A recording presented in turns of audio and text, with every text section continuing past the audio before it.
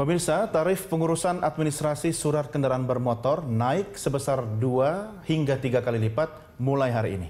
Kenaikan tarif penerimaan negara bukan pajak ini dijanjikan Polri akan sebanding dengan pelayanan publik yang akan diterima masyarakat. Sebelumnya, sejumlah nelayan Muara Baru, Kecamatan Penjaringan, Jakarta Utara masih melakukan mogok kerja dan ikat kapal pada Kamis 30 September 2021. Aksi mogok kerja dan ikat kapal ini merupakan bentuk protes penolakan peraturan pemerintah nomor 85 tahun 2021 Kementerian Kelautan dan Perikanan tentang penerimaan negara bukan pajak atau PNBP yang kenaikannya mencapai 600%. Jika kita mendengar tentang penerimaan negara, maka sebagian besar orang akan berpikir tentang pajak. Memang, pajak adalah sumber penerimaan negara. Namun bukan satu-satunya loh. Selain pajak, ada yang dinamakan penerimaan negara bukan pajak atau PNBP. Nah, kali ini kita akan bahas apa dan bagaimana PNBP serta perkembangannya di masa pandemi COVID-19 sekarang ini. Saya, Reni, dari Kanwil Ditjen Perbendaharaan Provinsi Bali dalam The Story of APBN edisi PNBP.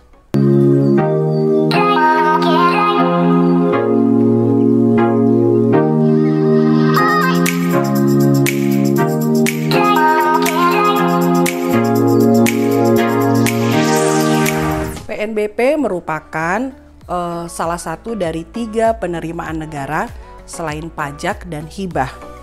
Nah, kalau kita menggambarkan PNBP itu dalam kehidupan sehari-hari atau keuangan pribadi, maka PNBP itu seperti salah satu penerimaan sampingan selain gaji pokok yang diterima, misalkan nih ada bapak, ibu, dan anak.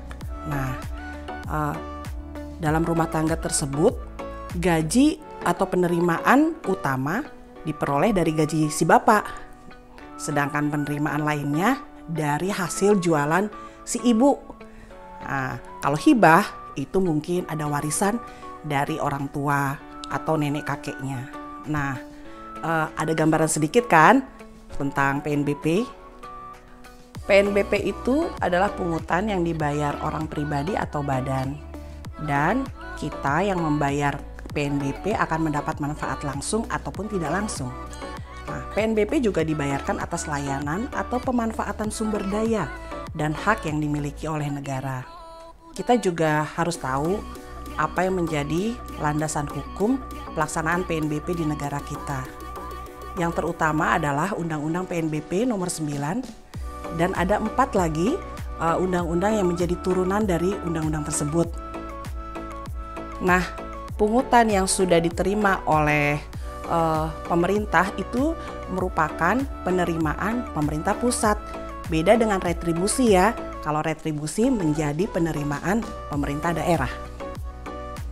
Sampai dengan akhir Agustus tahun 2021, PNBP di Provinsi Bali telah mencapai 1,28 triliun atau sebesar 22% dari total pendapatan. Nah, mungkin ada yang tanya nih, PNBP diperoleh dari apa aja sih? Kayaknya kita langsung aja ya membahas konkretnya. Nah, kalau sobat PNBP semua membayar biaya pembuatan SIM, biaya perpanjangan STNK atau pembuatan surat keterangan kelakuan baik di polisi, di kepolisian. Nah, itu kan ada biayanya, ada tarifnya. Tarif itu yang kita bayarkan dan uang yang kita setorkan masuk ke pemerintah pusat. Jadi bukan buat polisinya loh. Lalu untuk sobat-sobat PNBP yang masih statusnya mahasiswa, tentu kalian membayar uang kuliah tunggal kan di kampus-kampus negeri khususnya. Nah, uang pembayaran UKT tersebut juga merupakan PNBP. Nah, bagi para pasangan yang merencanakan pernikahan, mau mendaftarkan pernikahan di KUA, tentu ada biayanya di sana. Nah, biaya itu termasuk PNBP juga loh. Contoh-contoh yang lain lagi adalah misalkan jasa layanan kesehatan. Kalau kita membayar biaya rumah sakit di rumah sakit pemerintah, di pelabuhan juga, di bandara juga. Nah, sebenarnya banyak sekali kan sumber-sumber PNBP. Saya dan tim dari Kanwil DJPB Provinsi Bali pergi ke Kabupaten Buleleng untuk melakukan monitoring dan evaluasi ke satker-satker PNBP yang ada di sana. Monef kali ini kami berkolaborasi dengan KPPN Singaraja. Kami berkunjung ke 4 satker, RRI Singaraja, Polres Buleleng, Kantor Imigrasi Balai Besar Riset Budidaya Laut dan Penyuluhan Perikanan. Polres Buleleng ada pelayanan satu atap. Di sana pelayanan untuk pembuatan SIM, perpanjangan STNK dan lain-lain difokuskan di satu tempat. Nah, kami menemui ada masyarakat yang mau membuat plat mobil dengan nomor istimewa. Kira-kira bisa nggak ya? Ternyata bisa, karena ada tarifnya dan itu merupakan PNBP. Kantor selanjutnya yang kami datangi adalah kantor imigrasi. Di sana ternyata ada kendala tentang PNBP. Apa tuh? Kendalanya adalah mereka mengalami penurunan penerimaan PNBP karena wisatawan asing sangat jauh berkurang terkait dengan pandemi COVID. Nah, banyak juga orang-orang yang mau melakukan perjalanan ke luar negeri harus tertunda, sehingga menurun orang-orang yang membuat paspor. Paspor itu adalah salah satu sumber PNBP.